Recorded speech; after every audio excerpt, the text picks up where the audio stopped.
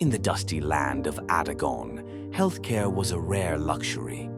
Every day, villagers journeyed miles along cracked roads and dangerous trails, burdened by the struggle to survive, who risked treacherous rivers for a chance at proper care. One gray afternoon, as sorrow filled the air, a quiet hum broke the stillness.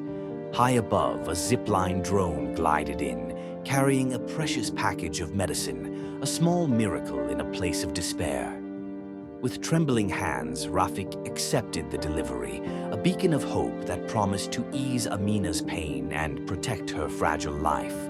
News of the drone's life-saving mission spread throughout Adagon, a reminder that even in the harshest conditions, hope could arrive on silent wings.